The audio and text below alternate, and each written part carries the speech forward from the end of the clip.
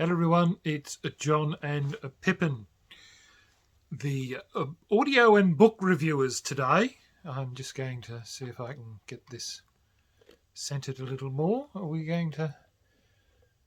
Yeah, everything's a little bit Mickey Mouse here as always. So, what do you think about the audio books, Pippin?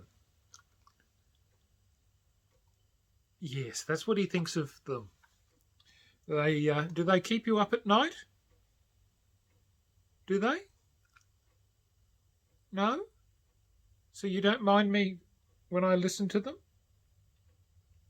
Yes, I listen to my audiobooks at night because I don't, pardon me, sleep very well. So the majority of time for me is I listen to my audios at night, which means that generally I'll have to, pardon me, I've got to try and get comfortable and get this lad seated, is that I need to listen to my audios at least 3 or 4 times, which means I get really good value out of my audio books. So here we go, we're still moving everything around.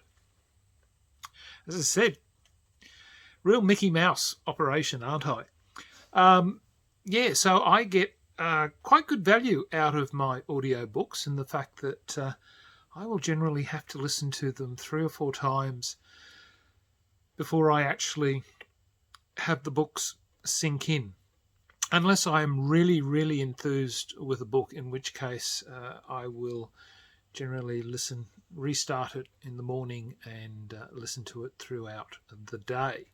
So I'm going to share with you, you will find that before this, before my preamble and ramble and waffle, I will have pictures of the books that I'm going to recommend to you. And I will start with one of my favourite authors at the moment, and that is Dan Willis.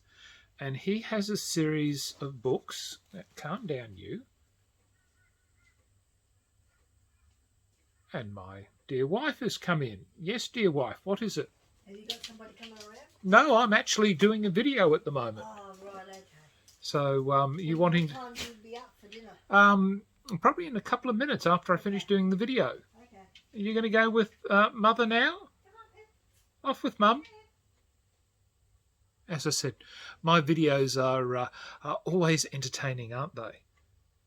No, he's not going to go with Mum because Dad's the person he stays with. But yes, what was I talking? What was I talking about before I got interested? Yes, that was my charming wife, the poor woman who's had to put up with me for 36, going on 37 years now, and who doesn't allow herself to be taped or recorded on video. So a bit like a ghost, really, isn't it? You can never get them, or the videos are always out of focus and blurry or something like that. Yes, entertaining, isn't it? Anyway, I shall continue. Dan Willis, yes, an excellent author whose works I am really liking at the moment. He's got a series called The Arcane Casebook. And he's got quite a few at the moment, but I'm sort of pacing myself to get the books equal to the audiobook releases, because I can get the Kindle book and the audio book basically as a bundle cheaper than what I can get the audio book on its own for. So yes, I'm a cheap bugger, but I'm prepared to wait, honestly. But I picked up books 4 and 5 have just recently sort of become available as both Kindle and audio. And Mind Games I have finished, and that was really, really good. And I was quite, I guess, sad that Alex's secretary has certainly at the end of book 4 has moved on to greener pastures, and he's now got a new pardon me, a new personal assistant, if you'd like to call them that, instead of secretaries. But again, this is the 1930s. They were called secretaries. And, that's what it is. So the new one that I've got at the moment is Limelight. And I am currently just started to listen to that. I'm up to chapter 2, so I'm really enjoying that. And, of course, Alex's mentor is called Ignatius Bell. And if anybody is familiar with any of the Sherlock Holmes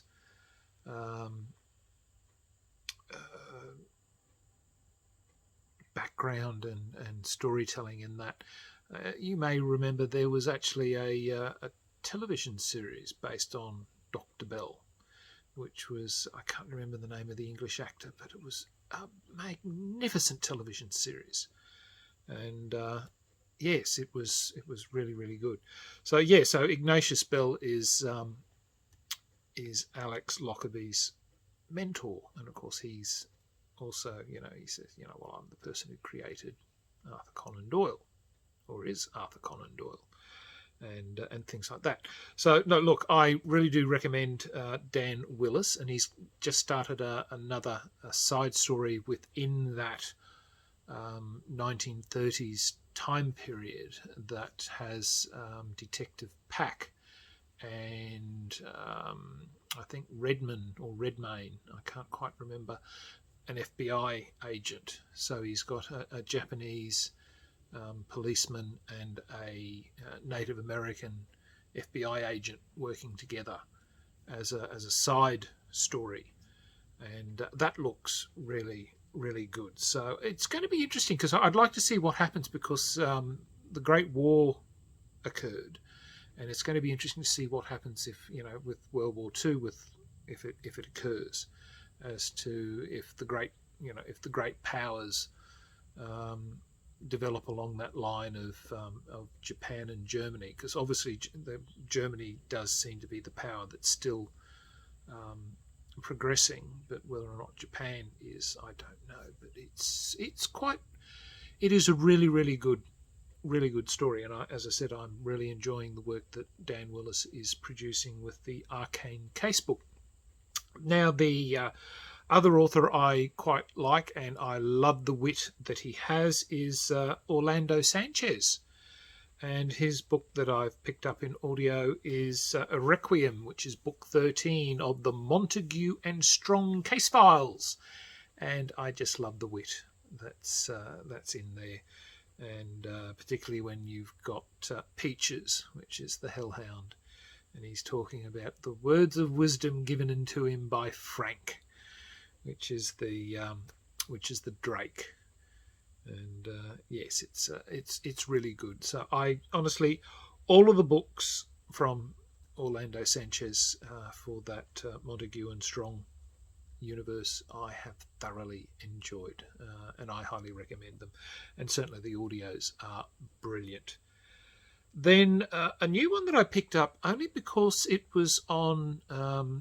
It was the Daily Special, and I've yet to listen to it, and it's by Sylvain Neuvel, and it's a history of what comes next. And it's all about... I'll let you find that one out, because it's going to be too hard for me to try and remember and explain. But it was on special, and it was only $2.99, and I thought, well, can't really complain. It's hard trying to find anything that's science fiction fantasy that ever comes on special through Audible. It's always stuff that really doesn't interest me. So if there's anything that is science fiction fantasy, I tend to grab it. Who else have I got? William Meikle, The Midnight Eye Files, The Sirens. This is the second book in the series, and it's set in Glasgow in northern Scotland. I'm not even going to do that. It sounds more Irish than Scottish, so I do apologise to anybody who says I can't do a Scottish accent. I can't actually, not unless I get really, really drunk. And then usually I tend to go back to my Irish accent than anything. So it's really good, actually. I really like it. The Sirens deals with the some of the mythology relating to the stories relating to, well, yeah, Sirens and the Kelpies. I think more than anything else. Or at least I think it's the Kelpies. I can't quite remember. But the fact that the narrator has a really good accent makes it wonderful. And he did the narration for the first book, which I thoroughly enjoyed, and it was really, really Cthulhian in aspect. And this one here is certainly a differing story and deals with, as I said, the Sirens. Then I've wandered off into the world of the, what do they call it, lit RPG books or audios. Well, they're books because they're also audios. And this one is by Kyle Kieran. Now, I'm not too sure if I have mentioned this one before, but The Ripple System. And I've got books 1 and 2. The first one is Shadeslinger, and the second one is Black Sand Baron. And look, it's just hilarious, and I love it because the main character has got a talking axe, and the axe is called Frank. And Frank is not happy that his owner is a magic user, and Frank only wants to get in there and start beating the crap out of people because he's an axe. He's not interested in attacking people from a distance. You know, he doesn't like magic users. He thinks they're wimps, and of course he runs in. Look, honestly, it's just for the just for the humour that Frank infuses into the story. I give it a plus for that. So it is well worth listening to. And I think, look, honestly, I think in many cases an audio book gives many books that may in some cases come across as dry, I think. And a book and an audio just gives it an extra oomph that just gets it over the line, I think, in some cases. Another one in the lit RPG is Dante King, who has one called Monster Core, and I found that rather entertaining. Actually, it was it was good. So do yourself a favour and have a look at that one. Then I wandered off into my 40k, the Black Library, and I picked up from Nate Crowley and the Twice Dead King. Ruin is the subtext of that one, and it's all about Necrons. And look, I was quite impressed with it. It actually, if anything, made me start thinking about, oh, geez, I wouldn't mind making a Necron army. If they weren't so bloody dear.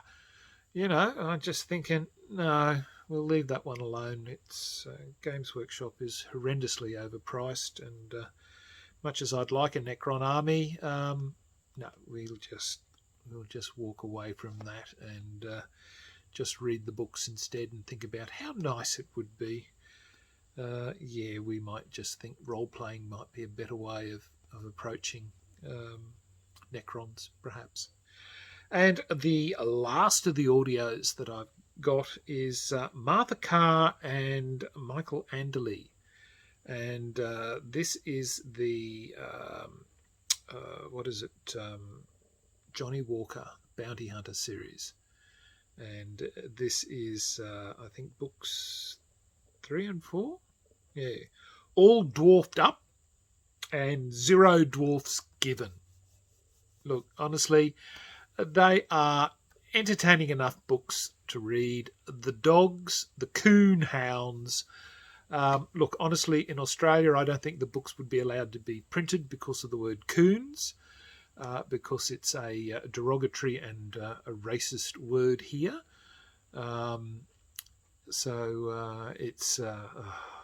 It's silly, you know. Coon cheese, you know, it was named after the name of the after the individual, you know, so poor person whose surname is that. And now we've got to change the name of the cheese, because next thing we'll be changing people's names whose name is white or black. Who knows? Silliness that the world is going through. But anyway, that is my list of the audios that I have. I'm knocking everything over now. So yes, the audios have been exceptionally good of late. And I visited my good friend Cindy at the Mount Gravatt bookshop, who I do quite a bit of business with. I'll actually put some pictures in, because she had a photo shoot at her